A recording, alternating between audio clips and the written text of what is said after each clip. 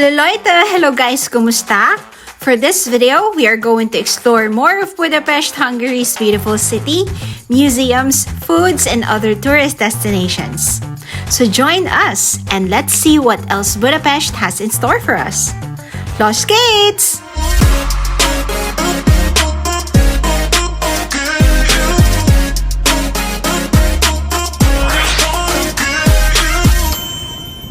Guten Morgen! Today is our second day here in Hungary, Budapest. Today is a very cold morning here in Hungary. So medyo maputi ang paligid kasi nag-snow. That's why we're full gear. So ngayon guys, pasakay na kami doon sa train. Sumusunod na lang pala kami doon sa itinerary na ginawa ni Gia, yung kasama namin. Kasama din namin si Jeff. So, tara! Tingnan natin kung saan yung first destination natin.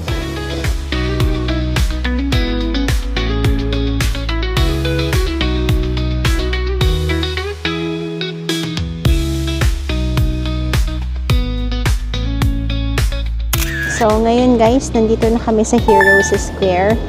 Kaso, yun nga, ginagawa siya. Pero, despite the situation, may mga bumibisita pa rin talaga dito. So, yun. Sana sa pagpunta nyo, gawa na siya. So, tara, tignan natin. The Hero Square isn't just a monument. It's more than just a pretty backdrop. It's a stage for history. From celebrations to protests, it's where Hungary's voice echoes the loudest. These 7 legendary warriors founded Hungary. They didn't just conquer lands, they also laid the foundation for the culture we see today.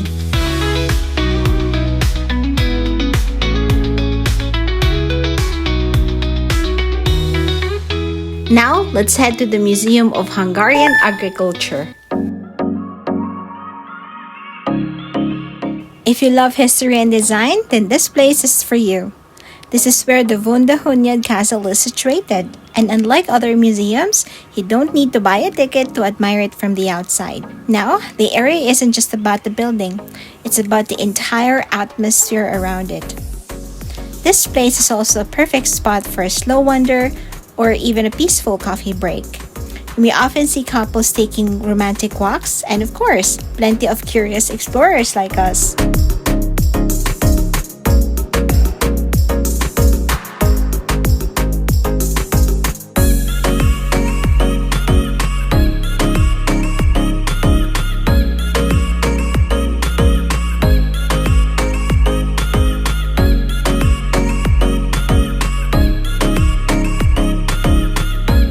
Now, let's go to our next destination, the House of Terror.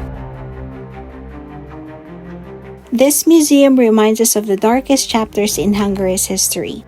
This building once served as the headquarters for 2 of the most feared regimes in Hungary's history, the Nazi-affiliated Arrow Cross Party and later the Communist-era secret police. People were interrogated, tortured, and even executed right here on these walls. Please note that filming and photography are strictly prohibited inside. These were the only videos we captured. We also recommend you come here when you visit Budapest. You'll see real-life artifacts, propaganda posters, and uniforms from the regimes that ruled Hungary. There are also some video interviews with survivors sharing first-hand accounts of the terror they endured. And one of the most chilling parts, the basement. This is where prisoners were held, interrogated, and sometimes never seen again. The House of Terror is not an easy visit. It's heavy and emotional. Let us know in the comments what you think of it.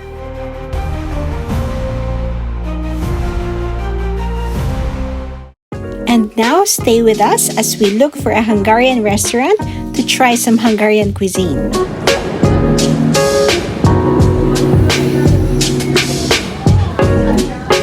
So ngayon guys, nandito kami sa isang Hungarian restaurant. So nakapag-order na kami. Kanina nag-wait na kami sa labas ng mga 15 minutes. Pero may pati naman sila.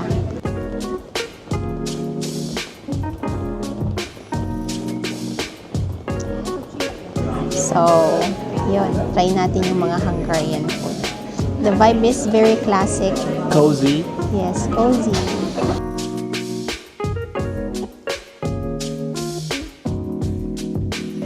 Let's eat.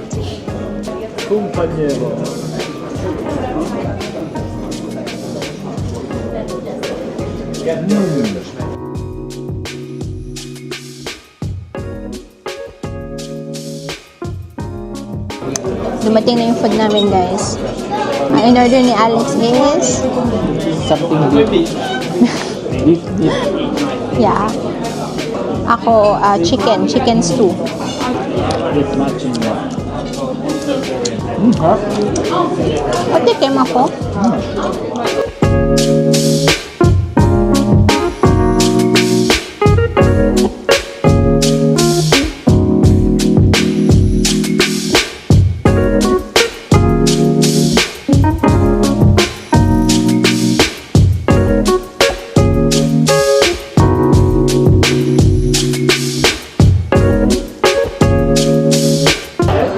Dessert is served. Cheese dumplings. Wow. So warm. Lagyan natin ng sauce at blueberry. Perfect bite.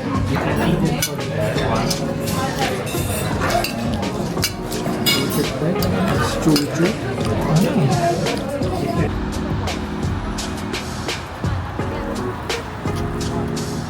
And now, let's continue to explore more of Budapest. Let's head to the Buda Castle.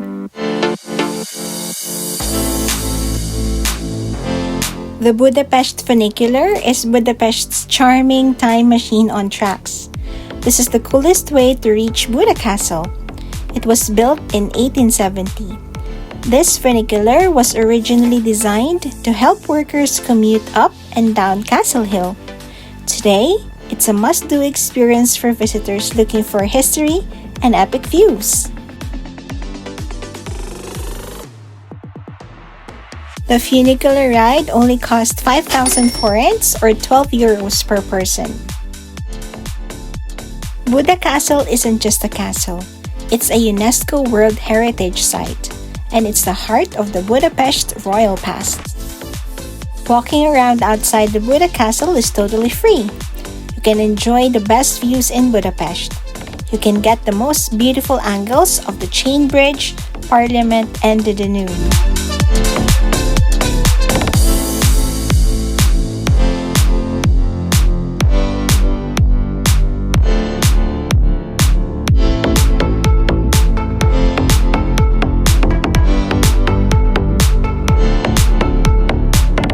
So, nandito na kami guys sa Budapest Castle.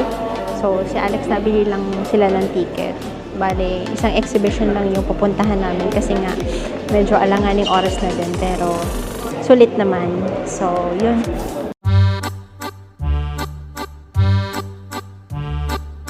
The Hungarian National Gallery is a must-visit for culture lovers and castle explorers alike. Here, you may find medieval altarpieces to modern masterpieces. Every room tells a story of Hungary's artistic evolution. You'll surely love this place whether you're an art lover or not.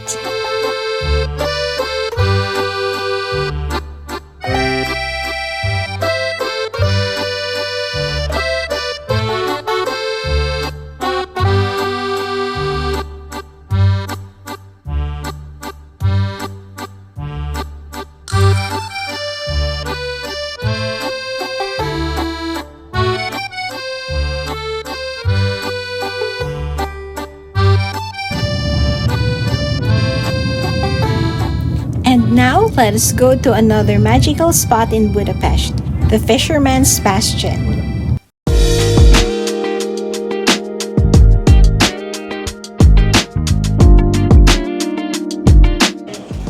So, nandito kami ngayon sa Fisherman's Bastion.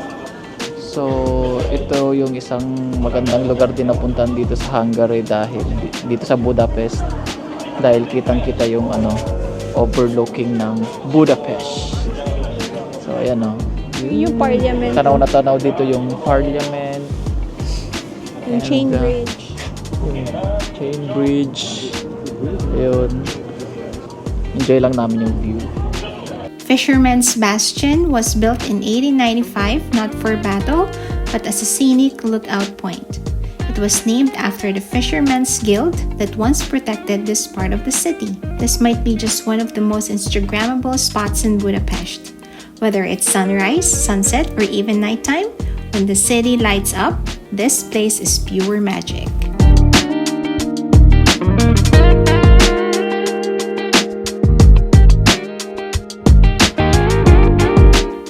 Now, let's grab a bite and try Budapest's other local foods.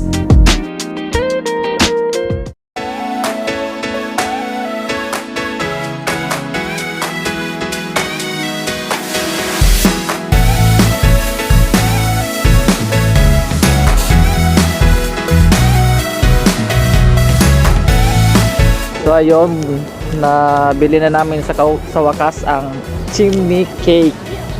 Ito ang sikat na dessert dito sa Hungary. Isa siyang ano yan, parang roll na tinapay na may banana split. Let's try it. Try muna natin ng banana with whipped cream.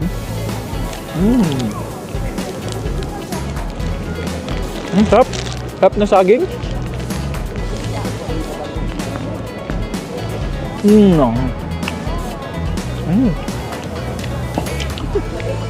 Sarap pa? Sarap. Sarap ba?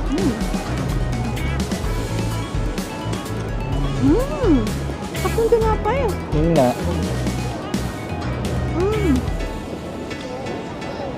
Sabihan ng banana. Yummy. Sarap. Chimney cake. Must try. One hot soup. Yes. One hot soup.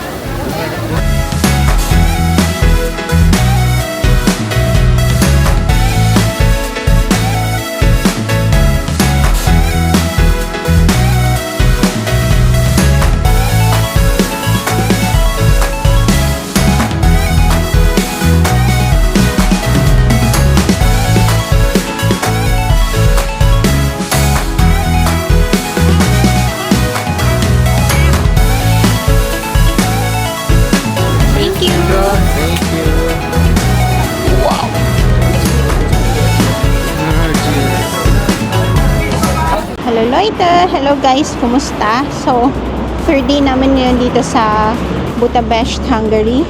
Nag-check out na kami kasi 10 AM yung check out namin. So, ngayon, mag-explore lang kami ng konti pa sa city. Tapos, biyahe na ulit kami pabalik ng Munich mamayang 2 PM. Ayun si Alex. Tsaka yung kasamang gang. We're glad to witness the first full-size Lego tram on our visit to Budapest. It was the first of its kind. It was made of 1,800 million colorful Lego blocks.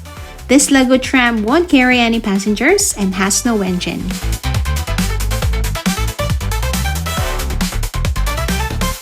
So, first stop namin guys is sa souvenir shop. Bibili lang kami mga souvenirs. Tapos nang pwedeng pampasalubong din.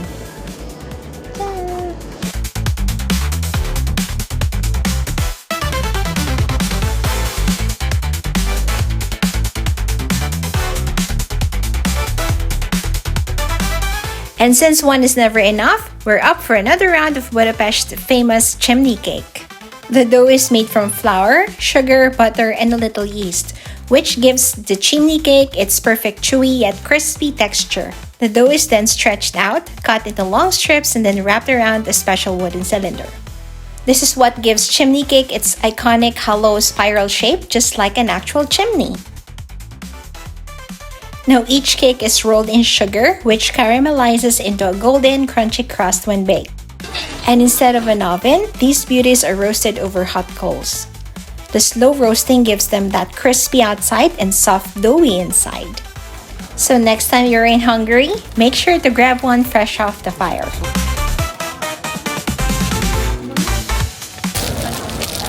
Wow.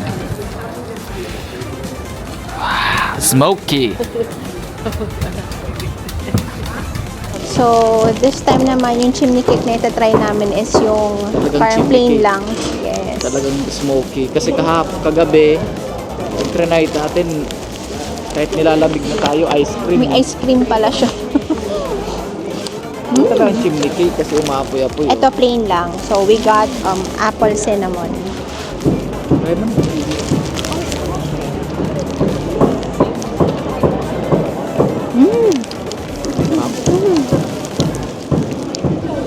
Sarap. Masarap experience. Sarap niya talaga, promise. Parang crispy siya sa labas, tapos chewy siya sa loob. Masarap. Warm. Yeah. Enjoy.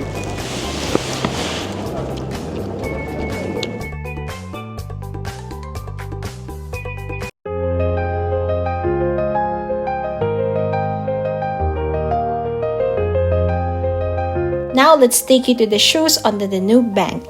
So, nandito kami ngayon sa Danube River.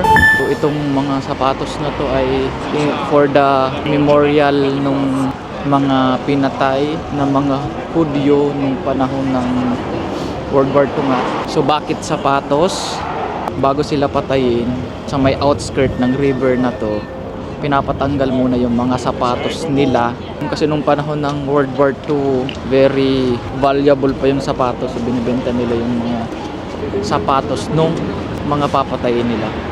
Napakalungkot part ng history talaga yun dito sa buong Europe, lalo na dito sa Hungary.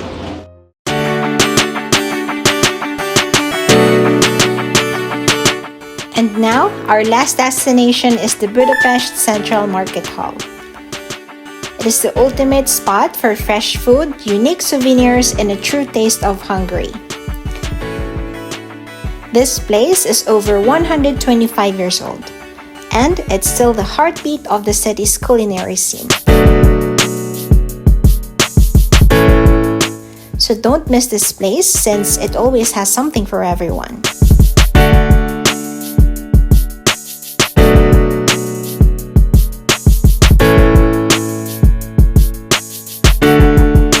So that's it. We hope you liked and enjoyed our Budapest, Hungary adventure. Don't forget to hit like, share, and subscribe for more Alpha adventures. Bis zum nächsten Mal. Danke und tschüss.